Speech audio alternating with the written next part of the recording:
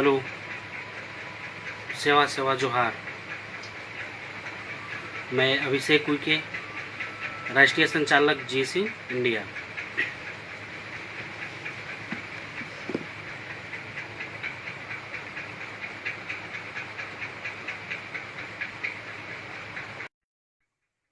दोस्तों,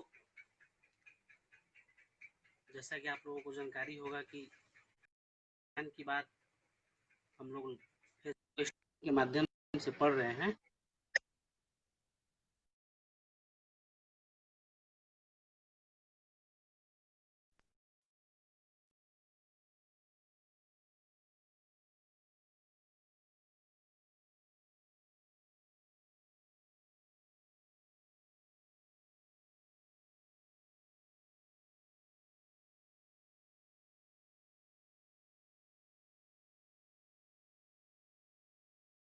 कैसे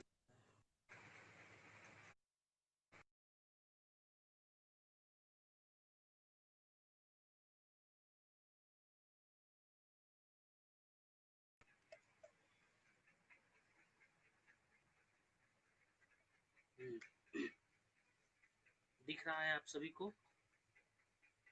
जैसे कि हमने पिछले क्लास में चर्चा किए थे, है ना, भाग एक संघ राज्य क्षेत्र के बारे में।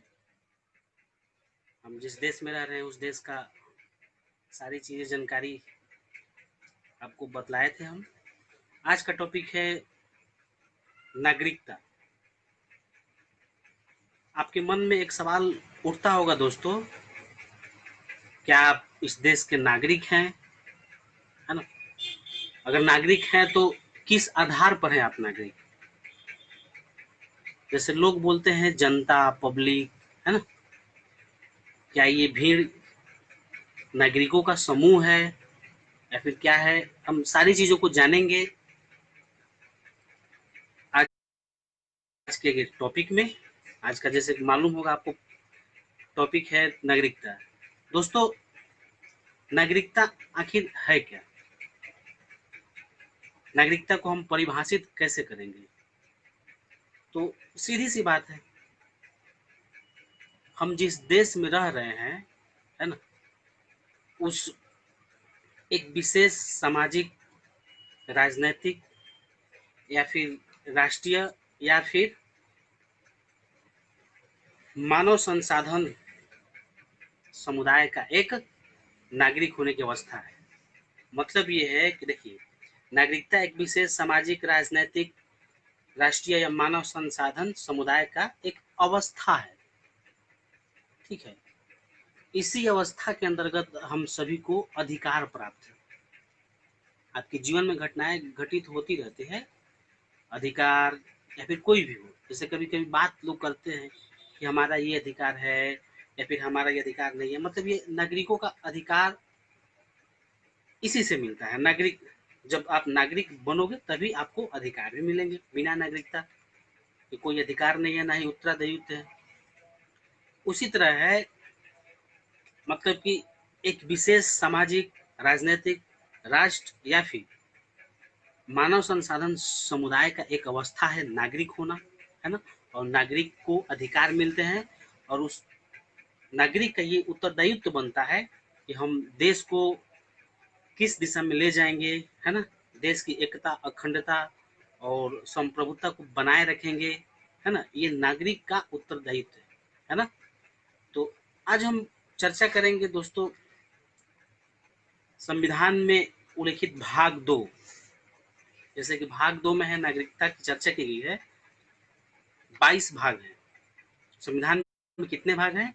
22 भाग। और हम आज उस दूसरे भाग की चर्चा करेंगे जिसमें विषय दिया गया है नागरिकता। और उस भाग 2 में नागरिकता पर अनुच्छेद 5 से 11 तक नागरिकता के विषय पर चर्चा किया गया है। तो हम जानेंगे बारी बारी से आखिर किस अनुच्छेद में कौन सा अधिकार दिया गया है, नागरिक होने के लिए क्या हमारे अधिकार हैं या फिर मापदंड है, जो भी हो एक एक को जानेंगे। अभी फिलहाल में आपने देखा होगा कि देश में नागरिक संबंधित नागरिकता को लेकर पूरे देश में अफरा तफरी का माहौल मचा हुआ था। आखिर किस विषय को लेकर मचा हुआ था, आखिर वजह क्या थी, हम इन सारी चीज़ों को जानेंगे। और हम जो अभी चर्चा करेंगे नागरिक होने के लिए जो मापदंड है, आप उनके माध्यम से ये जान सकेंगे कि आखिर कौन लोग हैं जो विरोध कर रहे हैं या फिर कौन लोग हैं जो विरोध नहीं कर रहे हैं, यानी नागरिकता के लिए क्या क्या हमारे पास मापदंड है। ठीक है, आइए हम देखेंगे स्क्रीन के माध्यम से। एक मिनट।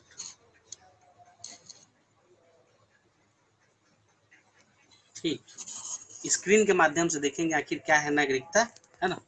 स्क्रीन पर आप देखेंगे आप सभी।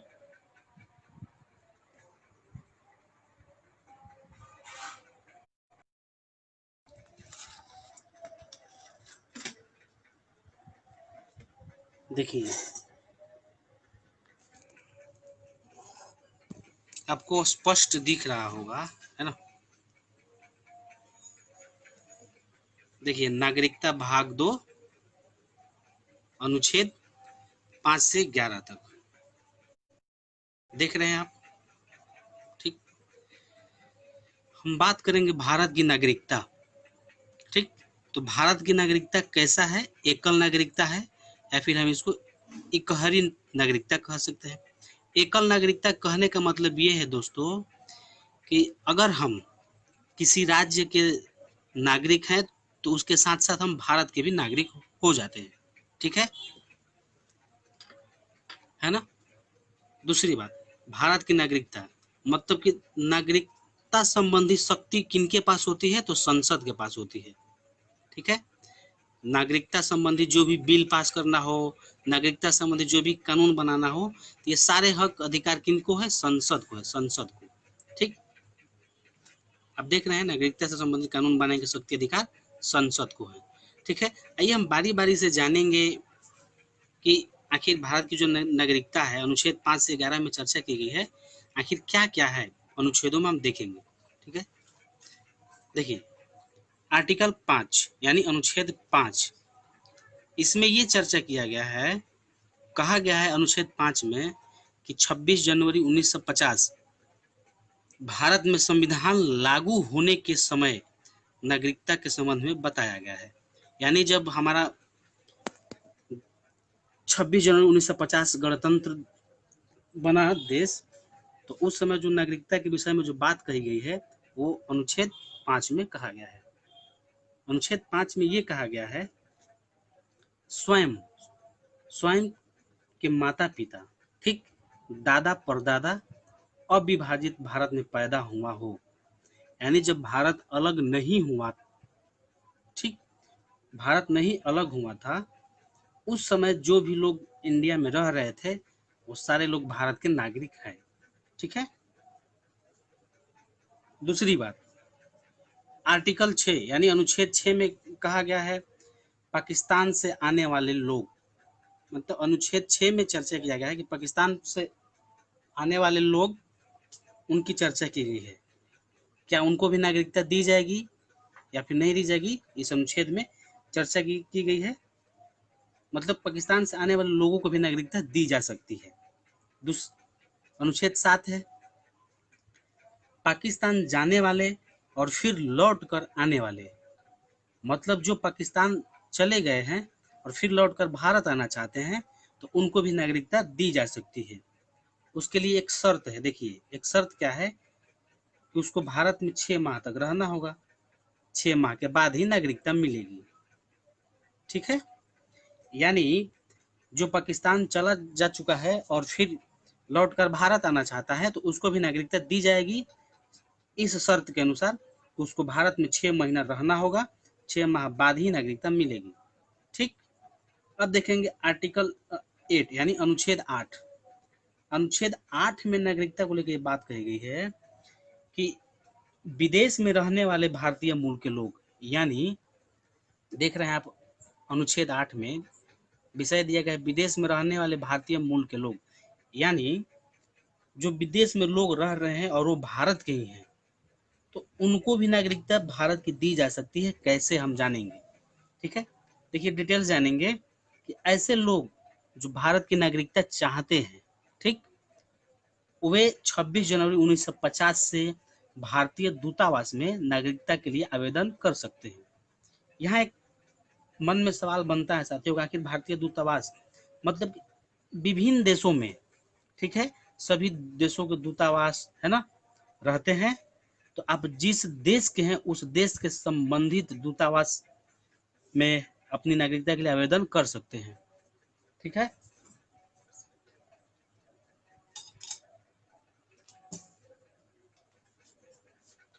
जैसे कि अभी अनुच्छेद 8 में ऐसे लोग जो भारत की नागरिकता चाहते हैं वो 26 जनवरी से 50 से भारतीय दूतावास में नागरिकता के लिए आवेदन कर सकते हैं। मतलब विदेश में रह रहे लोग भी भारत के नागरिक बन सकते हैं, मतलब भारतीय मूल के लोग होना चाहिए ना, ठीक।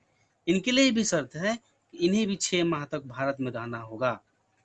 आप देख रहे हैं कि नागरिकता हम किस किस आधार पर मतलब मिल रहा है। पाकिस्तान से आने वाले लोगों को भी मिल जा रहा है नागरिकता, है ना। पाकिस्तान से देखिए, पाकिस्तान जाने वाले और फिर लौट कर आने वाले पाकिस्तान के लोगों को भी नागरिकता मिल जा रही है। शर्त है भारत में 6 माह रहना होगा, ठीक है, 6 माह बाद नागरिकता मिलेगी। ठीक उसी प्रकार अनुच्छेद 8 है, विदेश में रहने वाले भारतीय मूल के लोग, है ना, विदेश में रहने भारतीय मूल के लोगों को भी नागरिकता मिलेगी, है ना, दी जा सकती है, बशर्ते उनके लिए ये है कि वे 26 जनवरी 1950 से भारतीय दूतावास में नागरिकता के लिए आवेदन कर सकते हैं। इनके लिए भी शर्त वही है कि इन्हें भी 6 माह भारत में रहना होगा, तब नागरिकता मिलेगी। अब हम देखेंगे, देखिए हमने देखा नागरिकता तो मिल गई, ठीक है। अब हम देखेंगे कि आखिर नागरिकता को खत्म कैसे किया जा सकता है, नागरिकता का समापन कैसे हो सकता है, ठीक है, जानना जरूरी है। क्योंकि मान लीजिए हम भारत के नागरिक हैं या फिर कोई दूसरा बन गया है, तो उसको उसकी नागरिकता कैसे रद्द कर की जा सकती है, ये हम जानेंगे। कौन कौन किस कारण से नागरिकता रद्द की जा सकती है, ठीक है। देखिए इसके 5 कारण हो सकते हैं। अनुच्छेद 9 में चर्चा किया गया है नागरिकता का समापन, है ना। 5 कारणों से नागरिकता को समाप्त किया जा सकता है, ठीक है। देखिए कैसे, अगर स्वयं नागरिकता परित्याग से, मतलब अगर भारत देश का नागरिक अगर स्वयं बोल दे कि मैं देश की नागरिकता त्यागना चाहता हूं, तो उसकी भी नागरिकता खत्म हो सकती है, हो जाएगी, ठीक।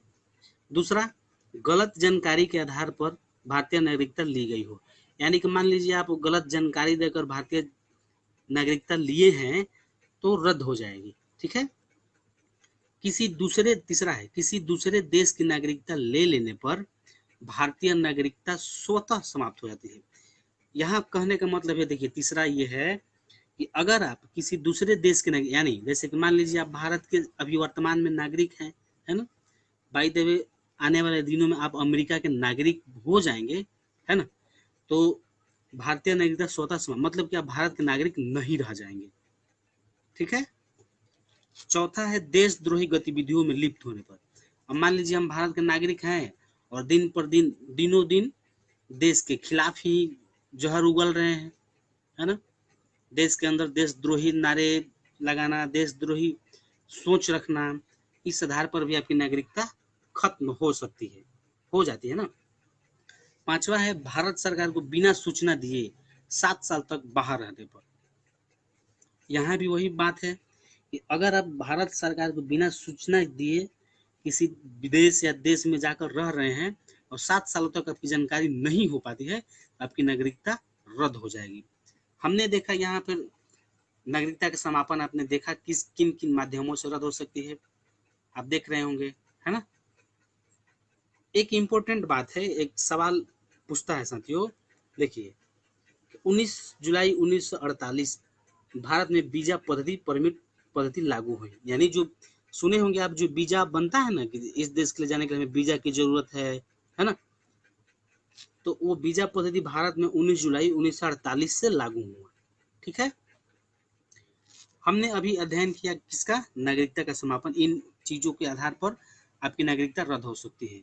अब देखेंगे किन आधार पर आपकी नागरिकता बनी रहती है, यानी वो तो नागरिकता का समापन था, अब देखेंगे किन आधार पर भारतीय नागरिकता बनी रहेगी। इसकी चर्चा अनुच्छेद 10 में की गई है, ठीक है। अनुच्छेद 10 में यही कहा गया है कि भारतीय नागरिकता का बना रहना, मतलब कि अगर आप भारत के नागरिक हैं तो कैसे बने रह सकते हैं भारत के नागरिक? तो कैसे बने रहेंगे? अनुच्छेद 9 में उल्लिखित उपबंधों का उल्लंघन नहीं करने पर। मतलब जो हमने अभी अनुच्छेद 9 में सारी चीजों को पढ़ा, जिन जिन कारणों से नागरिकता रद्द हो सकती है ना, अगर इन कारणों का उल्लंघन नहीं करने पर आप भारत के नागरिक बने रह सकते हैं। ठीक है, मतलब कि मान लीजिए देशद्रोह गतिविधि में शामिल नहीं रहेंगे तो भारत के नागरिक बने रहेंगे। भारत सरकार को बिना सोचने दिए 7 साल तक बाहर अगर नहीं रहेंगे तो भारत के नागरिक बने रहेंगे, अगर बाहर रहेंगे तो भारत की नागरिकता खत्म हो सकती है। देखिए, सवाल परीक्षा में पूछता है साथियों कि नागरिकता संबंधित विवाद का निपटारा कौन करता है? तो जवाब है केंद्र सरकार। यानी केंद्र ही नागरिकता पर जो भी विवाद होगा वो भी वही सॉल्व करेंगे। मतलब नागरिकता ये केंद्र का विषय है ना। जो वर्तमान सरकारें रहेंगी ये उनका विषय होता है कि हमें देश के नागरिकों के लिए कैसा नियम बनाना है, क्या करना है, नहीं करना है, देश के नागरिकों के हित में नियम बनाना है कि उनके अहित में बनाना है। ये सारा विषय केंद्र का विषय है, इसमें राज्य कुछ नहीं कर सकते। ठीक, अभी हमने वर्तमान में देखा होगा लोग सड़क पर उतर के विरोध वगैरह कर रहे होंगे, है ना। क्या कभी सुना है आपने कि एक राज्य ने, क्या कभी बिहार ने नागरिकता को लेकर कानून बनाया? नहीं, है ना। क्योंकि नागरिकता संबंधित विवाद का निपटारा केंद्र सरकार करती है और उन्हीं का विषय है। ठीक, देखिए अब हम देखेंगे कि नागरिकता संबंधी शक्ति किनके पास है। तो अभी हमने बताया कि नागरिकता संबंधी जो भी शक्ति होगी वो संसद के पास है। ठीक, देखिए नागरिकता संबंधी शक्ति, जैसे अभी बताया मैंने कि कौन सा नागरिक के हित में कानून लाना है, कौन देश का नागरिक होगा या नहीं होगा, ये सारी शक्ति संसद के पास है। संसद ही सारे इन फैसलों पर मतलब अपनी मापदंड बना सकता है, वही बनाता है। सबसे इम्पोर्टेंट बात है कि अगर संसद या फिर केंद्र सरकार नागरिकता पर जो भी कानून बना देगी, ठीक है, उसको हम न्यायालय में चैलेंज नहीं कर सकते। मतलब जो सरकार नागरिकता के लिए कानून बना देगी उसको आप हाई कोर्ट, सुप्रीम कोर्ट में चैलेंज नहीं कर सकते। ये आर्टिकल 11 में है, अनुच्छेद 11 में इस पर चर्चा किया गया है। तो आप समझ रहे हो ना, आपको कुछ पता चलता होगा कि आखिर कौन लोग किस वजह से किन सड़क पर उतर आए थे। इसमें राज्य कुछ नहीं कर पा रहे थे, मतलब एक आम नागरिक भी कुछ नहीं कर सकता, क्योंकि अगर नागरिकता संबंधी कानून अगर केंद्र बना देगा, संसद बना देगी, तो इस पे न्यायालय में, इसको न्यायालय में चैलेंज नहीं कर सकते। ठीक, मतलब आप न्यायालय के माध्यम से ये नहीं पूछ सकते, क्या कर सकते कि क्यों बनाया, कैसे बनाया, है ना। अब देखिए नागरिकता संबंधी ही एक अधिनियम आया। सवाल हमेशा पूछता है, भारतीय नागरिकता अधिनियम 1955। इसी अधिनियम की कुछ, है ना, कुछ हिस्सा यानी इस अधिनियम से संबंधित एक फिल्म है, आपने देखा होगा, मांझी द माउंटेन मैन, है ना। दशरथ माझी के बायोपिक पर बनी है मांझी द माउंटेन मैन। उसमें एक ऐसा पल है जिसमें भारतीय नागरिकता अधिनियम 1955 को दिखाया गया है। कब? जब जो दशरथ माझी के रोल में जो हीरो है वो गांव आता है शहर से, तो लोग एक साथ नाचते घूमते हैं, झूमते हैं, इस वजह से क्योंकि उस दिन नागरिकता अधिनियम 1955 बन गया था। मतलब छुआछूत भेदभाव की जो भी कुरीतियां थी उसको खत्म कर दिया गया था। आइए हम विषय पर बात करेंगे। भारतीय नागरिकता अधिनियम 1955 के तहत क्या क्या हमें अधिकार मिले हैं, किस तहत हमें नागरिकता मिल जाएगी। देखिए आसान है, देखिए पढ़िए। भारतीय नागरिकता अधिनियम 1955 में, है ना, 5 तरीकों से नागरिकता प्राप्त किया जा सकता है। देखिए, पहला जन्म से, दूसरा वंशक्रम, तीसरा पंजीकरण के माध्यम से भी भारत के नागरिक बन सकते हैं आप, देशीकरण के भी माध्यम से भारत के नागरिक बनेंगे, और भूमि अधिग्रहण के भी माध्यम से आप भारत के नागरिक बन सकते हैं। हम जानेंगे इनको, डिटेल्स जानेंगे, आखिर किस वजह से, आखिर कैसे नागरिकता हमको मिल जाता है। ठीक है, ये बहुत इंपॉर्टेंट है साथियों, ये एग्जाम में हमेशा पूछते रहता है ना।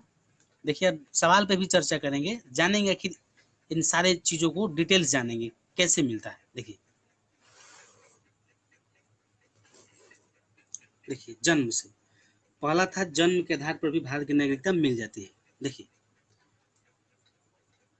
ऐसा कोई भी व्यक्ति स्वयं भारत में जन्मा हो, बात समझ रही है, समझ में आ रही होगी आपको। ऐसा कोई भी व्यक्ति भारत है ना में स्वयं जन्मा हो या जन्म के समय उसका पिता भारतीय हो। यानी कहने का मतलब ये है कि जैसे मान लीजिए आपका जन्म भारत में हुआ है तो भारत के नागरिक स्वतः होंगे, ठीक। या फिर जन्म के समय है ना आपके पिता भारतीय हो तो फिर भी आप होंगे, ठीक।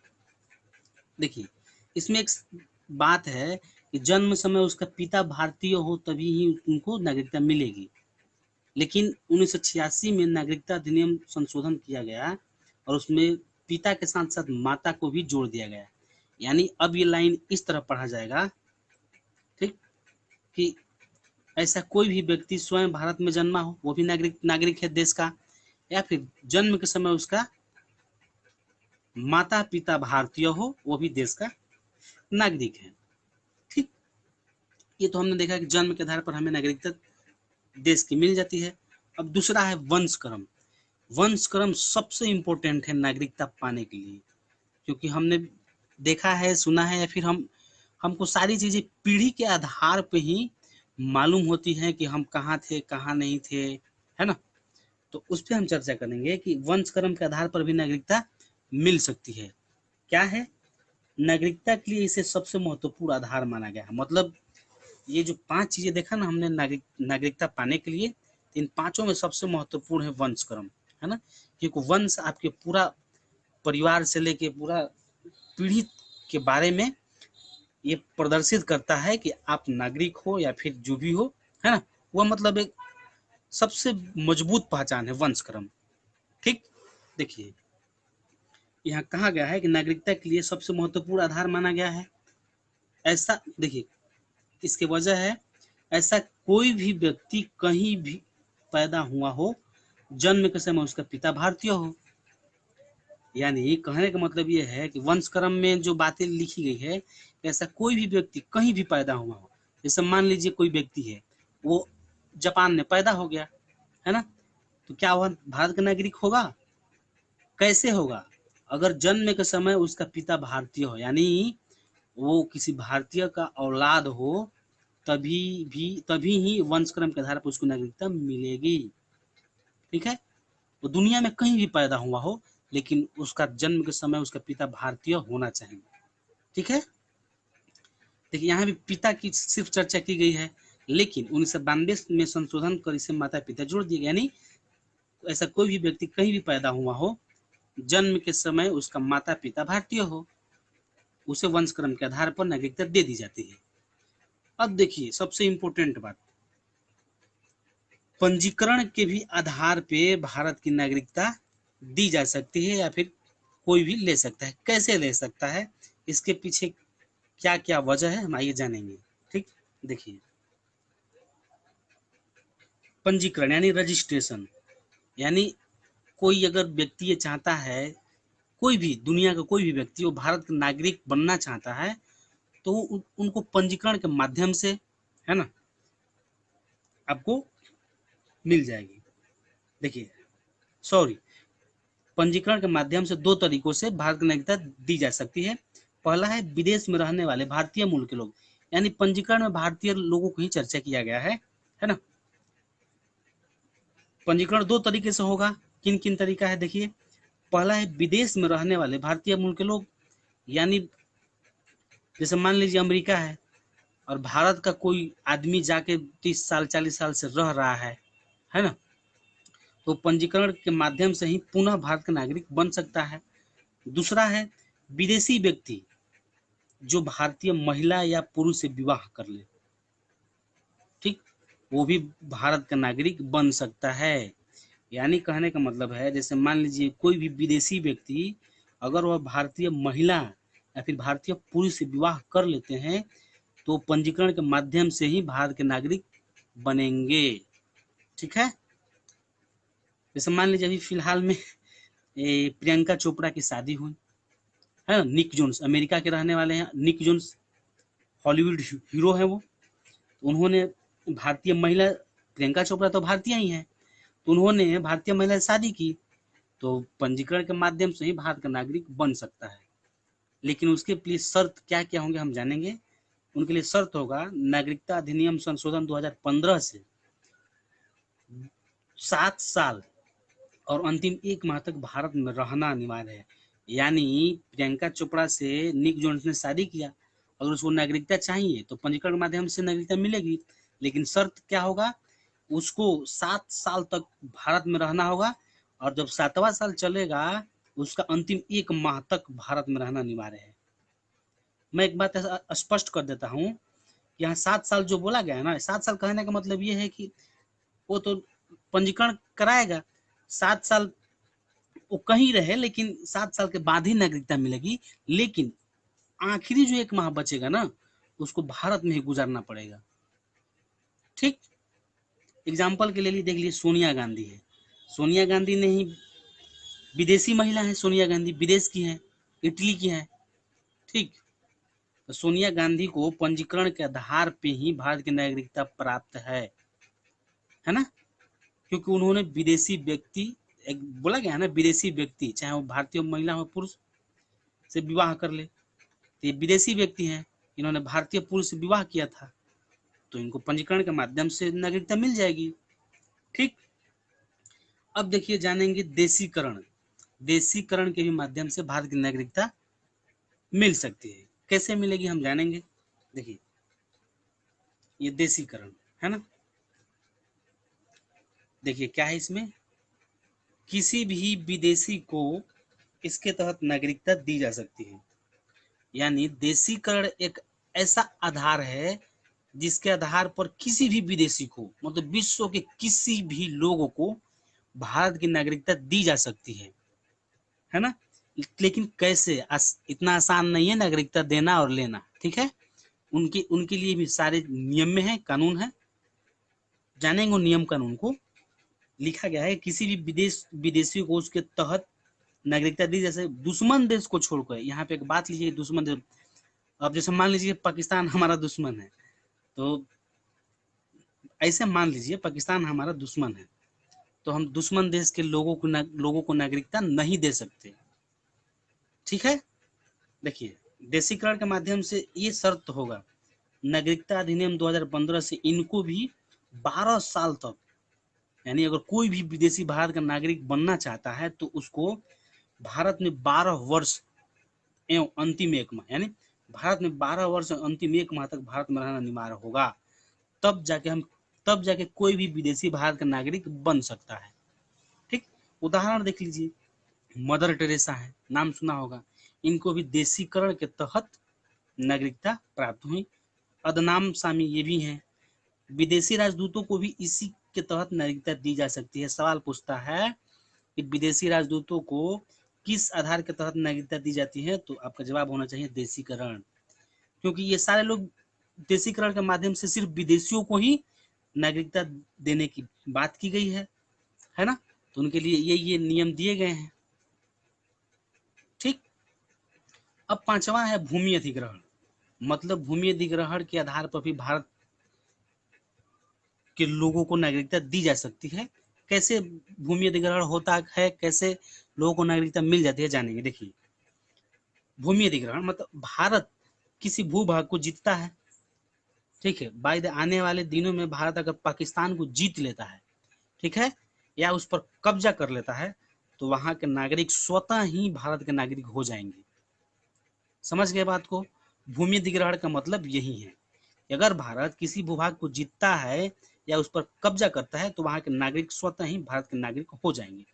एग्जाम्पल हमने लेकर सुना होगा आपने सिक्किम राज्य का नाम, सिक्किम राज्य को भी हमने जीता है ना, या फिर कब्जा किया है, और सिक्किम राज्य के लोग स्वतः ही भारत के नागरिक हैं। ठीक, उम्मीद है आपको समझ में आ रहे होगा। आप सभी लोग, अगर कोई प्रॉब्लम है तो आप कमेंट में आप जाके कमेंट कर सकते हैं, है ना। और मेरे वीडियो को शेयर कीजिएगा, लाइक कीजिएगा, ज़्यादा से ज़्यादा शेयर कीजिएगा। और दूसरी बात है, हमने नागरिकता पर भी चर्चा कर रहे हैं, नागरिकता को जानना बेहद महत्वपूर्ण है साथियों, क्योंकि हम उस देश के नागरिक हैं, इस देश के नागरिक हैं, तो हमारे क्या-क्या अधिकार हैं, आखिर नागरिक होने के लिए क्या-क्या मापदंड है, इन सारी चीज़ों पर हम चर्चा करेंगे। और स्क्रीन के माध्यम से आपको देखने में जहाँ तक उम्मीद है मेरे को आसानी हो रही है। अगर कोई सवाल मन में हो तो आप कमेंट में ज़रूर कीजिएगा। आइए हम देखेंगे, जानेंगे कि आखिर भारत में अब तक जो ये नागरिक संशोधन हम बार-बार सुन रहे हैं, अभी जो 2019 में भी हुआ नागरिक संशोधन बिल, कैब आपने सुना, सिटीजन सिटीजन अमेंडमेंट बिल, मतलब ये जो नागरिक संशोधन अधिनियम है, ये सारे अधिकार केंद्र को है, संसद को है, ठीक है। तो सवाल पूछता है एग्जाम में कि अब तक भारत में कितनी बार नागरिकता संशोधन को लेकर बिल पास किया जा चुका है, माने कितनी बार नागरिकता संशोधन किया जा चुका है, ठीक है, हम जानेंगे। और दूसरी बात, दोहरी नागरिकता, जैसे कि दोहरी नागरिकता ये है कि एग्जाम्पल दे रहा हूँ, भारत में दोहरी नागरिकता नहीं है, लेकिन मैं दोहरी नागरिकता का उदाहरण दे रहा हूँ। जैसे मान लीजिए कि मैं बिहार का नागरिक हूँ, मतलब बिहार राज्य में हमारे लिए दूसरी पहचान बनेगी, पहचान पत्र बनेगी, और देश के लिए यानी भारत देश के लिए हमारे लिए एक अलग आइडेंटिटी कार्ड होगा। मतलब अगर हम बिहार राज्य के हैं तो किसी भी राज्य के रहें, मतलब राज्य के लिए आपका अलग पहचान पत्र होगा और देश के लिए अलग पहचान पत्र होगा। मतलब कि राज्य का पहचान पत्र सिर्फ राज्य में ही मान्य होगा और देश का पहचान पत्र देश के साथ साथ आपके राज्य में भी होगा। मतलब ये दोहरी नागरिकता है। लेकिन हमने ये देखा है कि अगर हम बिहार के नागरिक हैं या फिर किसी राज्य के नागरिक हैं तो हम उसी पहचान पत्र के आधार पर देश के भी नागरिक कहलाते हैं। यानी भारत में एकल नागरिकता व्यवस्था लागू है, ठीक है। आइए हम जानेंगे कहाँ कहाँ दोहरी नागरिकता व्यवस्था है, ठीक है। आखिर नागरिकता व्यवस्था किस रूप में भी होती है, इनको भी जानेंगे, ठीक है। स्क्रीन पर देखिएगा, स्क्रीन के माध्यम से हम देखेंगे। देखिए यहाँ देखिए, भारतीय नागरिकता अधिनियम 1955 में संशोधन, मतलब कि कुल 9 संशोधन हो चुके हैं। पेपर में पूछता है साथियों, एग्जाम में पूछता है कि कुल 9 संशोधन हो चुके हैं। पूछता है भारतीय नागरिकता अधिनियम 1955 में कितनी बार संशोधन हो गया है, तो 9 संशोधन हो चुके हैं, मतलब कुल 9 संशोधन अब तक हो चुके हैं। देखिए 57, 60, 85 में, 86, 92, 2003 में, 2005 में, 2015 में भी, और ये जो अंतिम हुआ अभी फिलहाल में 2019 में, पूरा हो हल्ला मचा है भारत में, ठीक है। ये इसी अधिनियम का संशोधन था, ठीक। अब देखेंगे दोहरी नागरिकता, हम जो भी बात कर रहे थे दोहरी नागरिकता, ठीक। दोहरी नागरिकता हमने बताया आपको। दोहरी नागरिकता में देखिए क्या क्या पहचान बनता है। एक पीआईओ कार्ड बनता है। पीआईओ कार्ड मतलब पर्सन ऑफ इंडियन ओरिजिन, इसको बोला जाता है भारतीय मूल के लोग, ठीक। दूसरा है ओसीआई कार्ड, यानी ओवरसीज सिटीजन ऑफ इंडिया, यानी प्रवासी भारतीय। प्रवासी भारतीय सब जानेंगे हम क्या है कौन नहीं है। देखिए जानेंगे पीआईओ कार्ड आखिर क्या है, ठीक। इसके अंतर्गत जो स्वयं भारत में पैदा या जिसके पास भारत के वीजा हो उसको पीआईओ कार्ड प्राप्त होता है। ये जो है दोहरी नागरिकता के उदाहरण है, हम बता रहे हैं। जो स्वयं भारत में पैदा हो, जैसे कि मैं, ठीक, भारत में पैदा हुआ हूँ, ठीक है, बाई द मैं बाहर जाता हूँ, भारत का वीजा हो, ठीक है। पीआईओ कार्ड का ये परिभाषा है। दूसरी बात, ये पीआईओ कार्ड की जो सुविधा है कब चालू की गई, तो 1999 में, ठीक है, 1999 में शुरू की गई pi card. First PIO card के तहत किनको दोहरी नागरिकता दी गई, नासिर हुसैन को, ठीक है। ठीक है, शर्त इसमें क्या होती है कि आपको 15 साल के लिए वीजा, 15 साल के लिए वीजा, हर 6 माह में पुलिस को सूचना देना होगा, ठीक है। जैसे कि मान लीजिए 15 साल तक, जैसे मान लीजिए आपको पीआईओ कार्ड के तहत भारत की नागरिकता मिल गई है ना, तो आपको 15 साल तक वीजा को, जो वीजा मिला है, हर 6 माह में पुलिस को सूचना देना पड़ेगा कि आप यहाँ हैं, आप इस राज्य जिले में हैं, आप आपका इतना दिन हो गया रहते, है ना।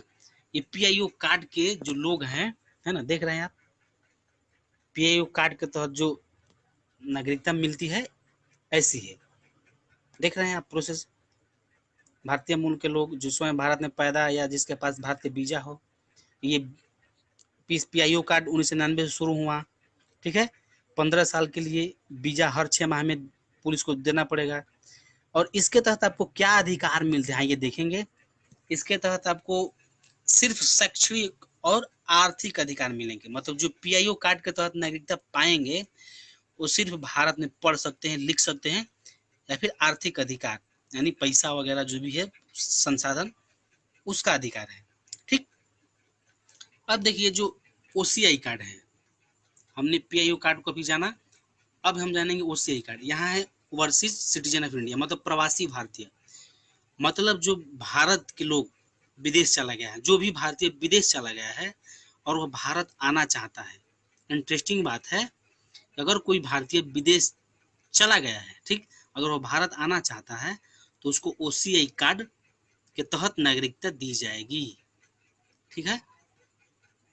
कैसे, ये देखिए शुरू कब हुआ, ये 2004 से शुरू हुआ ना, और यहाँ PIO कार्ड 1999 से शुरू हुआ और OCI कार्ड 2004 से शुरू हुआ। OCI कार्ड के लिए शर्तें हैं, आजीवन वीजा, पुलिस को सूचना नहीं हो सकता नहीं है। मतलब जो भारतीय विदेश चला गया है और वह भारत अपने देश आना चाहता है, रहना चाहता है, तो उसको भी नागरिकता दे दी जाएगी। लेकिन शर्त यह होगा कि आजीवन वीजा पुलिस सूचना की आवश्यकता नहीं है। मतलब कि अपनी वीजा के बारे में जानकारी या फिर सूचना पुलिस को देने की आवश्यकता नहीं है, क्योंकि वो भारतीय है, भारत में आना चाहता है ना। देखिए OCI कार्ड के तहत क्या क्या अधिकार हैं। देखिए ऐसे OCI जो ये कार्ड है, OCI कार्ड के तहत आपको अधिकार क्या दिए गए हैं। अनुच्छेद 15, 16, 19, 29, 30 प्लस मौलिक कर्तव्य को छोड़कर सभी अधिकार प्राप्त है। मतलब कि ये सब इस अनुच्छेद में क्या क्या बातें कही गई है हम डिटेल्स जानेंगे, लेकिन फिलहाल आप अभी आप यही जानिए कि अनुच्छेद 15, 16, 29, 29, 30 प्लस मौलिक कर्तव्य को छोड़कर सभी प्रकार के अधिकार प्राप्त हैं। किनको, OCI कार्ड धारकों को, ठीक। ये देखिए एक छोटा सा नोट्स है, लिखा गया है कि आर्टिकल 15, 16, 19, 29, 30 में सभी मौलिक अधिकार केवल भारतीय नागरिकों को प्राप्त है। यानी जो भारत के नागरिक होंगे केवल सारे मौलिक अधिकार भारत नागरिकों को ही प्राप्त है, ठीक। ये देखिए बहुत ही इम्पोर्टेंट है। भारतीय नागरिकता अधिनियम 1955 में 7 जनवरी 2005 को संशोधन किया गया, ये 8वां संशोधन था, ठीक है, किया गया। और जिसके तहत PIO कार्ड को समाप्त कर दिया गया। यानी जो ये मापदंड था PIO कार्ड वाला, इसको जो है खत्म कर दिया गया है। अब ये नहीं, इस आधार पर नागरिकता नहीं दी जाती, ठीक, क्योंकि ये भारतीय नागरिकता अधिनियम 1955 में 7 जनवरी 2015 को संशोधन के माध्यम से इसको समाप्त कर दिया गया है। PIO को OCI में बदल दिया गया है, मतलब PIO को OCI में बदल दिया गया है इसी में। अब इसी के तहत आपको अधिकार मिलता है दोहरी नागरिकता, ठीक।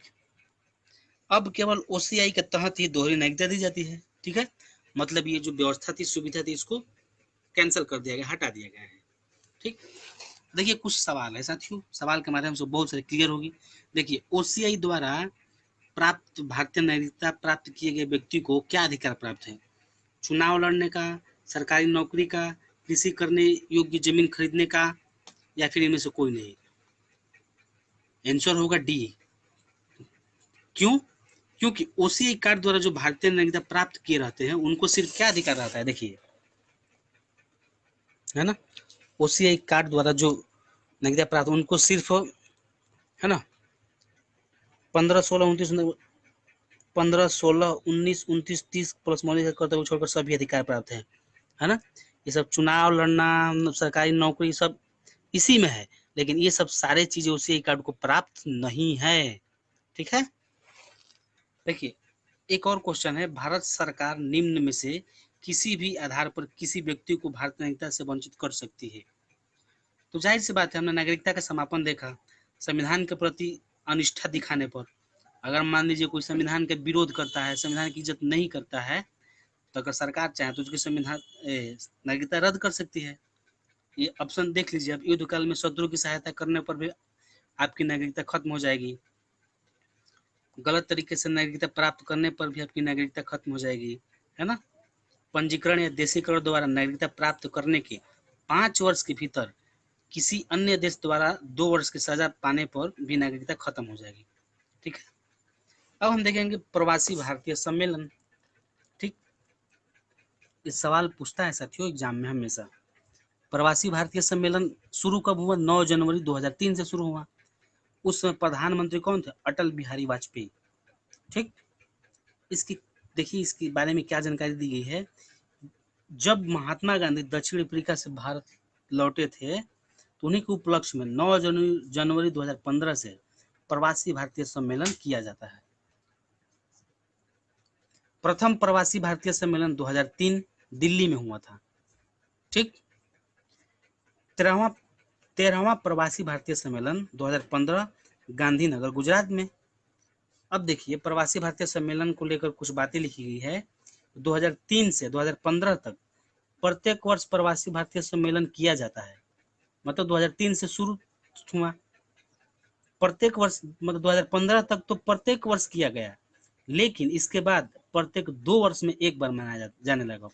यानी 2015 के बाद प्रवासी भारतीय सम्मेलन 2 वर्ष में एक बार मनाया जाने लगा। ठीक, 15वां प्रवासी भारतीय सम्मेलन 2019 जो बनारस में हुआ, यानी वाराणसी में हुआ ना, अभी जो वर्तमान का।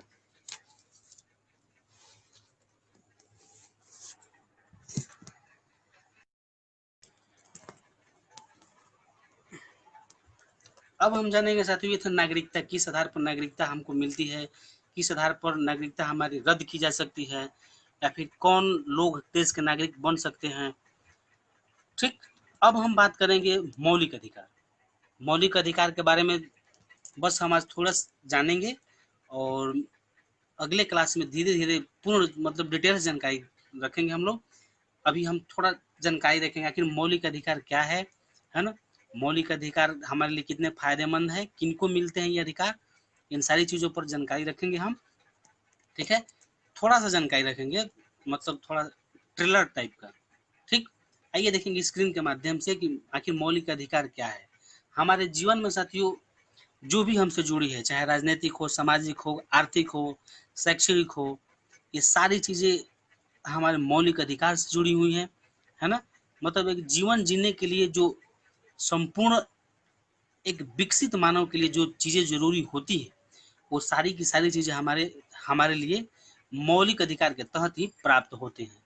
ठीक है, आइए हम जानेंगे क्या है मौलिक अधिकार, किनको प्राप्त है मौलिक अधिकार, है ना, और हमारे उत्तरदायित्व क्या है, इन सारी चीज़ों को जानेंगे। आइए देखिए स्क्रीन पे, देखिए देखिए ये है मौलिक अधिकार भाग 3। मतलब मौलिक अधिकार की चर्चा भाग 3 में की गई है और मौलिक अधिकार संबंधित जो भी बातें हैं अनुच्छेद 12 से अनुच्छेद 35 तक के बीच में किया गया है। ठीक है, देखिए इसके अंतर्गत यह नागरिकों के सामाजिक, आर्थिक, राजनीतिक और बौद्धिक विकास के लिए आवश्यक है। मूल अधिकार नागरिकों को उस देश के संविधान द्वारा दिया जाता है। ठीक है, मूल अधिकार जो भी हो, मूल अधिकार या फिर मूल अधिकार, मौलिक अधिकार या फिर मूल अधिकार एक ही है। ठीक है, ये कैसे मिलता है? तो ये उस देश के संबंधित संविधान द्वारा दिया जाता है। ठीक है, आइए जानें कुछ मौलिक अधिकार संबंधित कुछ महत्वपूर्ण बातें। देखिए, मूल अधिकार अमेरिका के बिल ऑफ राइट्स से लिया जुड़ा है। सवाल पूछता है साथियों, मूल अधिकार किस देश के किस नियम से जुड़ा है? तो बिल ऑफ राइट्स से जुड़ा है, अमेरिका के। दूसरा बात, मूल अधिकार को देने के लिए सरकार देने और मानने के लिए बाध्य है। मतलब ये जो हमारे लिए मूल अधिकार है बहुत ही इंपॉर्टेंट बात है ना। आपके हर क्रिया, घटनाएं, आपके हक, अधिकार, सारी चीजें इसी भाग में, इसी अधिकार के तहत निहित है। ठीक है, अगर ये नहीं है तो आप कुछ नहीं है ना, शून्य हो जाओगे। ठीक, ये बोला गया है कि मूल अधिकार को देने के लिए सरकार देने व मानने के लिए बाध्य है। मतलब सरकार को देना होगा मूल अधिकार, है ना, और उस मूल अधिकार को मानने के लिए भी बाध्य होना पड़ेगा सरकार को। ठीक, संविधान के भाग 3 को भारतीय संविधान का मेग्ना कार्टा कहा जाता है। यानी ये जो संविधान का भाग 3 है मौलिक अधिकार, इसको भारतीय संविधान का मैग्ना कार्टा। मैग्ना कार्टा में हमने पिछले चर्चा किया था। मैग्ना कार्टा का मतलब होता है किसी विषय में सुखद अनुभव, यानी कि अगर मान लीजिए हम मतलब किसी दुख या फिर शोषण वगैरह दौर से गुजर रहे हैं और सरकार कोई अच्छा नियम कानून बना दे, है ना, एक तरफ से उस सुखद व्यवस्था को ही बोलते हैं मैग्ना कार्टा। ठीक है, तो संविधान के भाग 3 को भारतीय संविधान का मैग्ना कार्टा कहा जाता है, यानी भारतीय लोगों के लिए अच्छा दिन, अच्छे दिन समझ लीजिए। दूसरा बात है, मूल अधिकार को भारतीय संविधान की आत्मा कहा है। किसने कहा है? तो जवाहरलाल नेहरू ने। ठीक।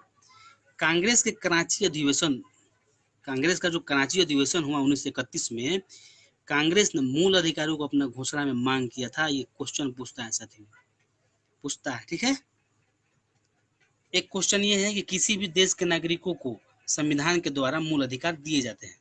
ठीक है, अगर मान लीजिए अगर हम इस देश के नागरिक हैं तो ये संविधान ही तय करेगा कि उस देश के नागरिकों को क्या क्या अधिकार दिया जाए। ठीक है, अब देखिए मतलब क्या है, मतलब राज्यों के कृत्यों के विरुद्ध गारंटी है। मतलब मौलिक अधिकार क्या है? तो राज्यों के कृत्यों के विरुद्ध गारंटी है। मतलब मौलिक अधिकार ही एक ऐसा विषय है जो आपके जीवन के हर चीजों को परिपूर्ण करने के लिए आवश्यक है, और ये सरकार इस चीज को देने के लिए नहीं मना कर सकती है, और जो भी हो उसमें रुकावट नहीं पैदा कर सकती है।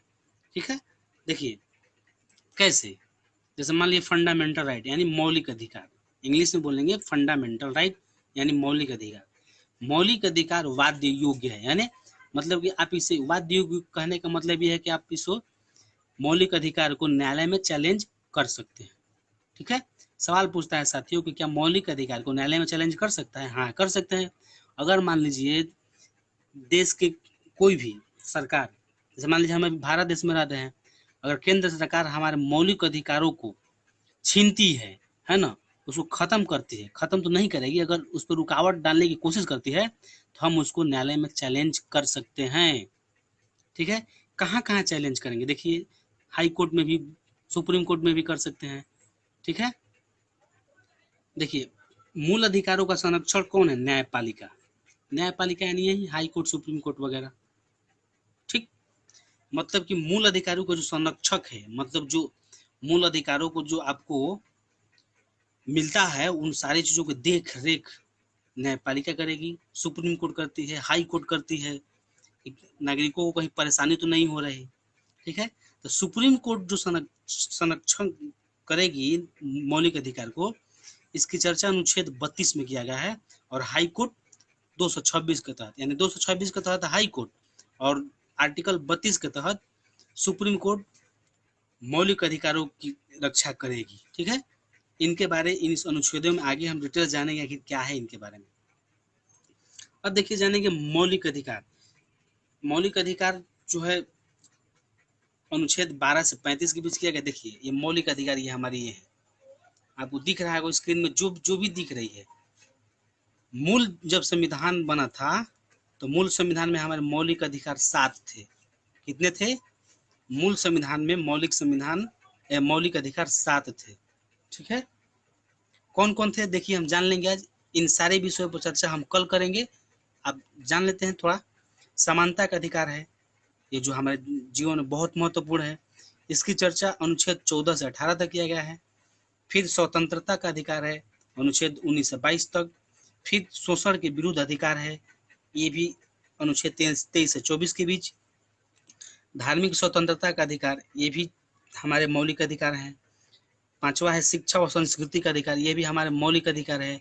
संपत्ति का अधिकार है ना। सातवां है संवैधानिक उपचारों का अधिकार। इसमें एक महत्वपूर्ण बात है, संपत्ति का अधिकार भी मौलिक अधिकार था। ठीक है, लेकिन अब इसको जो है 44वां संविधान संशोधन 1978 के द्वारा इसे मूल अधिकार से हटा दिया गया है। यानी अब ये जो है मूल अधिकारों की सूची में नहीं है, इसको बाहर कर दिया गया है। इसको कहाँ रख दिया गया है? अब संपत्ति का अधिकार को अनुच्छेद 300 क के विधिक कानूनी अधिकार के रूप में, मतलब ये कानूनी और विधिक अधिकार है संपत्ति का अधिकार, ये अब हमारा मौलिक अधिकार नहीं रह गया है। ठीक है, तो इन सारे विषयों पर हम चर्चा करेंगे कल, है ना। एक मिनट देखिए, हमने देखा अभी संविधान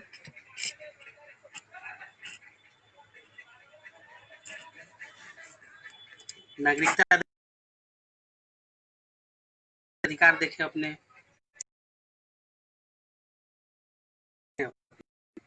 अभी जो वर्तमान में 6 मौलिक अधिकार है, इन सारी चीज़ों को हम डिटेल से कल के टॉपिक में चर्चा करेंगे।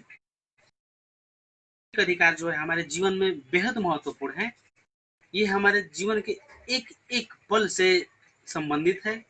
जैसे कि मान लीजिए हमें समानता का अधिकार है ना? धार्मिक स्वतंत्रता का अधिकार है, शिक्षा और संस्कृति का अधिकार है। हमारे ऊपर अगर शोषण होता है तो उसके विरुद्ध भी कुछ हमको अधिकार प्राप्त है ना? स्वतंत्रता का अधिकार है।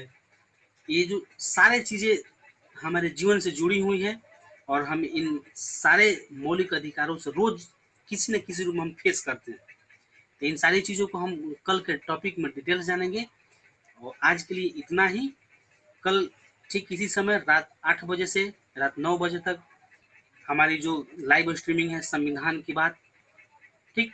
तो आप कल ज़रूर देखिएगा क्योंकि हमारे लिए बेहद महत्वपूर्ण है ये टॉपिक।